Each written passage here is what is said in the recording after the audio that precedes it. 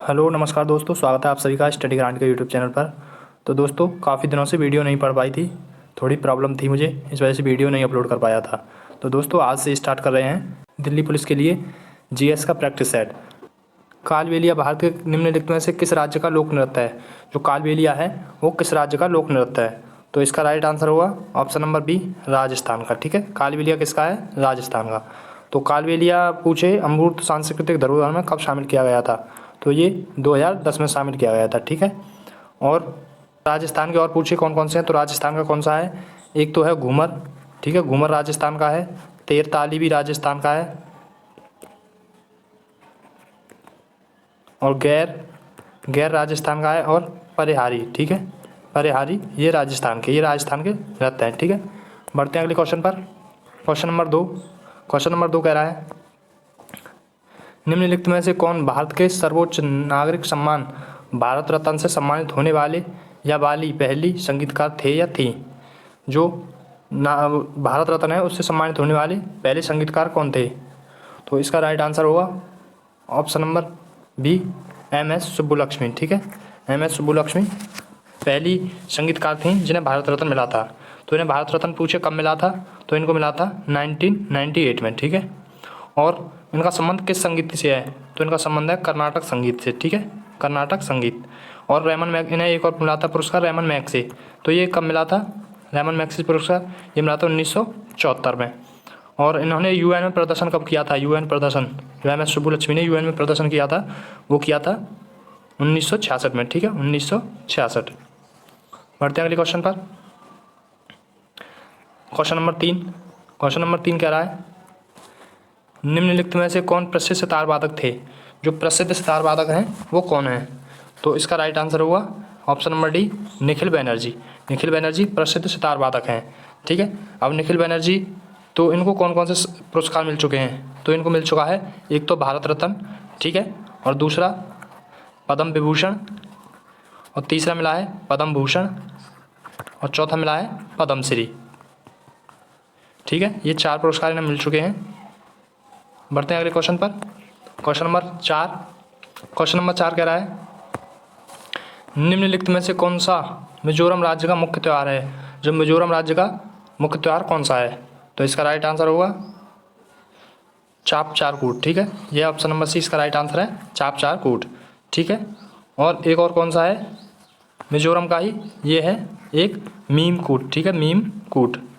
और एक और पूछे तो ये है पालकूट। ठीक है, पालकूट, ये मिजोरम के त्यौहार हैं। नेक्स्ट क्वेश्चन है क्वेश्चन नंबर 5 कह रहा है प्रसिद्ध भारतीय किशोरी उन्नति हुड्डा निम्नलिखित में से किस खेल से संबंधित हैं? जो प्रसिद्ध भारतीय किशोरी उन्नति हुड्डा वो किस खेल से संबंधित हैं? तो इसका राइट आंसर होगा ऑप्शन नंबर सी, बैडमिंटन। ठीक है, इनका संबंध किससे? उन्नति हुड्डा का संबंध है बैडमिंटन से। ठीक है, नेक्स्ट क्वेश्चन है क्वेश्चन नंबर 6 कह रहा है द इनहेरिटेंस ऑफ लॉस के लेखक कौन है? Kiran Desai, option number B, Kiran Desai. ठीक है, और अरुंधति रॉय हैं, इनकी कौन सी पुस्तक है? तो इनकी है the gold of small things. ठीक है, और झुम्पा लाहिड़ी हैं, इनकी कौन सी पुस्तक है? The namesake. और चेतन भगत की कौन सी है? इनकी है 400 डेज। और एक और है 3 मिस्टेक्स इन माई लाइफ, ये चेतन भगत की हैं, 3 mistakes in my life. Next question है क्वेश्चन नंबर 7 कह रहा है बांदीपुर टाइगर रिजर्व कहाँ है? जो बांदीपुर टाइगर रिजर्व है वो कहाँ पे है? तो बांदीपुर टाइगर रिजर्व है कर्नाटक में। ठीक है, ऑप्शन नंबर डी इसका राइट आंसर है, कर्नाटक। तो कर्नाटक में कौन कौन से और हैं? तो कर्नाटक में है भद्रा टाइगर रिजर्व, ठीक है, और कौन सा है दांदेली टाइगर रिजर्व, दांदेली, और दूसरा है नागरहोल। ठीक है, नागरहोल, ये टाइगर रिजर्व कर्नाटक के हैं। ठीक है, नेक्स्ट क्वेश्चन है क्वेश्चन नंबर 8 कह रहा है ग्रेट बाथ की खोज निम्नलिखित में से किस सभ्यता में हुई थी? जो ग्रेट बाथ है उसकी खोज किस सभ्यता में हुई थी? तो इसका राइट आंसर होगा मोहनजोदड़ो सभ्यता में। ठीक है, ऑप्शन नंबर बी, मोहनजोदड़ो सभ्यता में। नेक्स्ट क्वेश्चन है क्वेश्चन नंबर 9 कह रहा है निम्नलिखित में से कौन सा विकल्प मौर्य साम्राज्य के शासकों के सही कालानुक्रम को दर्शाता है? जो मौर्य साम्राज्य के जो शासक थे तो उनका सही क्रम कौन सा है? तो इसका राइट आंसर होगा सबसे पहले कौन था? चंद्रगुप्त। ठीक है, तो चंद्रगुप्त इसमें है। फिर उसके बाद थे बिंदुसार, ये सही है। फिर उसके बाद थे अशोक और फिर उसके बाद बृहद्रथ। तो इसका राइट आंसर होगा option number C, Chandragupta, Bindusara, Ashoka और बृहद्रथ। नंबर 10 कह रहा है निम्नलिखित में से कौन अलाउद्दीन खिलजी के दरबारी कवि थे जिन्होंने प्रसिद्ध कविता हस्तविशिष्ट लिखी थी। जो हस्तविशिष्ट है वो किसने लिखी थी, जो अलाउद्दीन खिलजी के दरबारी कवि थे, तो कौन थे? तो इसका राइट आंसर होगा अमीर खुसरो। ठीक है, ऑप्शन नंबर ए, अमीर खुसरो। नेक्स्ट क्वेश्चन है क्वेश्चन नंबर 11। क्वेश्चन नंबर 11 कह रहा है बक्सर का युद्ध हेक्टर मुनरो के नेतृत्व वाली ब्रिटिश ईस्ट इंडिया कंपनी के कमान के अधीन सेना और संयुक्त सेनाओं के बीच हुआ था। तो जो बक्सर का युद्ध था, एक तरफ तो ब्रिटिश ईस्ट इंडिया कंपनी थी और दूसरी तरफ कौन था? तो दूसरी तरफ था मीर कासिम और शाह आलम द्वितीय और शुजाउद्दौला। तो मीर कासिम शाह। ठीक है, तो ऑप्शन नंबर बी इसका राइट आंसर है। नेक्स्ट क्वेश्चन है क्वेश्चन नंबर 12। क्वेश्चन नंबर 12 कह रहा है भारत में संविधान सभा के चुनाव हुए थे। तो भारत में संविधान सभा के चुनाव कब हुए थे? तो इसका राइट आंसर होगा जुलाई 1946। ठीक है, ऑप्शन नंबर ए इसका राइट आंसर है, जुलाई 1946। नेक्स्ट क्वेश्चन है क्वेश्चन नंबर 13। क्वेश्चन नंबर 13 कह रहा है निम्नलिखित में से किसका उल्लेख संविधान की प्रस्तावना में नहीं है? किसका उल्लेख संविधान की प्रस्तावना में नहीं है? तो इसका राइट आंसर होगा ऑप्शन नंबर सी, इसका राइट आंसर है सुरक्षा। तो हमारे जो संविधान है उसमें न्याय कितने प्रकार के हैं? तो न्याय हैं 3 प्रकार के। ठीक है, सामाजिक न्याय, आर्थिक न्याय और राजनीतिक न्याय। और स्वतंत्रता कितनी प्रकार की हैं? स्वतंत्रता है 5 प्रकार की। विचार की स्वतंत्रता, अभिव्यक्ति की स्वतंत्रता, विश्वास की स्वतंत्रता और धर्म की स्वतंत्रता और उपासना। ठीक है, और क्षमता कितनी है? 2, प्रतिष्ठा और अवसर की समानता। ठीक है, नेक्स्ट क्वेश्चन है क्वेश्चन नंबर 14। क्वेश्चन नंबर 14 कह रहा है स्वतंत्रता, समानता और बंधुता के सिद्धांतों को किस देश के संविधान से लिया गया था? तो स्वतंत्रता, समानता और बंधुता के सिद्धांत किस देश से लिए गए थे? तो ये लिए गए थे फ्रांस से। ठीक है, ऑप्शन नंबर बी, फ्रांस से। नेक्स्ट क्वेश्चन है क्वेश्चन नंबर 15। क्वेश्चन नंबर 15 कह रहा है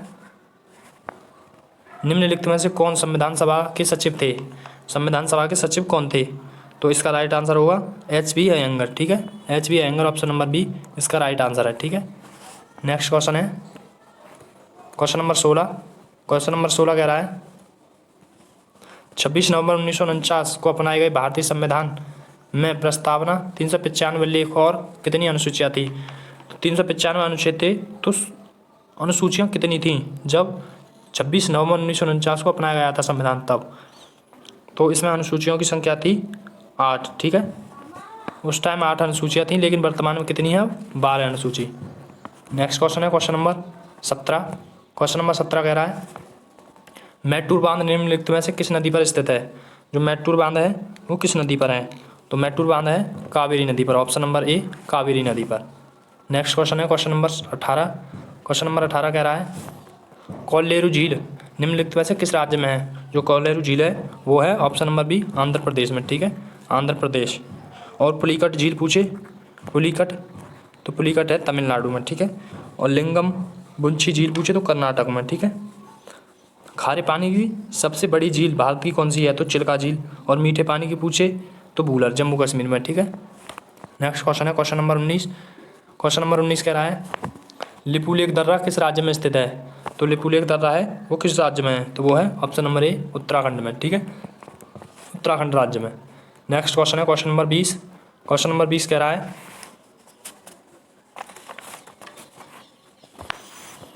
वार्षिक वित्तीय विवरण का दूसरा नाम क्या है? जो वार्षिक वित्तीय विवरण होता है उसका दूसरा नाम क्या होता है? तो यह है ऑप्शन नंबर सी, बजट। तो बजट किस अनुच्छेद में आता है? तो ये आता है अनुच्छेद 112 में। ठीक है, तो बजट कब पेश किया जाता है? तो बजट पेश किया जाता है 1 फरवरी। ठीक है, बजट पेश किया जाता है 1 फरवरी और अनुच्छेद होता है इसका 112। नेक्स्ट क्वेश्चन है क्वेश्चन नंबर 21। क्वेश्चन नंबर 21 कह रहा है भारतीय रिजर्व बैंक आरबीआई के संबंध में निम्नलिखित में से कौन सा कथन सही नहीं है? आरबीआई, तो इसका आरबीआई बैंकर का बैंक है, बैंकों का बैंक सही है। ठीक है, आरबीआई केंद्र सरकार के लिए वार्षिक बजट तैयार करता है, ये गलत है। और आरबीआई सरकार का बैंक है, बैंकर है, ये सही है। आरबीआई देश के लिए मुद्रा भंडार का संरक्षण है, तो ये भी सही है, तो यही गलत है। ठीक है, ऑप्शन नंबर बी इसका राइट आंसर है। नेक्स्ट क्वेश्चन है क्वेश्चन नंबर 22। क्वेश्चन नंबर 22 कह रहा है यूपीआई का विस्तार रूप क्या है, विस्तृत रूप क्या है यूपीआई का?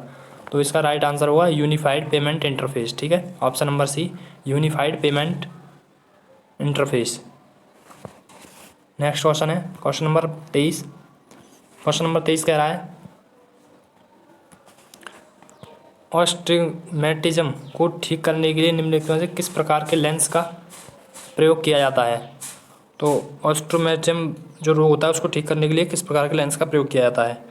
तो इसमें होगा option number D, cylindrical lens. ठीक है, नेक्स्ट क्वेश्चन है क्वेश्चन नंबर 24। क्वेश्चन नंबर 24 कह रहा है ध्वनि के माध्यम से यात्रा नहीं करती, जो ध्वनि यात्रा नहीं करती वो किस माध्यम से? तो ऑप्शन नंबर ए, निर्वात से ध्वनि यात्रा नहीं करती। ठीक है, नेक्स्ट क्वेश्चन और आखिरी क्वेश्चन ये कह रहा है मैलिक अम्ल डैश में सबसे अधिक मात्रा में पाया जाता है। जो मैलिक अम्ल है वो सबसे अधिक किस चीज़ में पाया जाता है? तो ये पाया जाता है सेब में। ठीक है, ऑप्शन नंबर सी इसका राइट आंसर है, सेब में। और टार्ट्रिक अम्ल किस में होता है? तो टार्ट्रिक अम्ल होता है इमली में। ठीक है, और नींबू में कौन सा अम्ल होता है? तो नींबू में होता है सार्ट्रिक अम्ल। ठीक है, नींबू में सार्ट्रिक अम्ल। साथियों, मैं आशा करता हूँ वीडियो आपको अच्छा लगा होगा। अगर वीडियो आपको अच्छा लगा हो तो वीडियो को लाइक करके हमारे चैनल को सब्सक्राइब जरूर कर लेना। ठीक है, तो मिलते हैं अगली वीडियो में, तब तक के लिए नमस्कार, जय हिंद।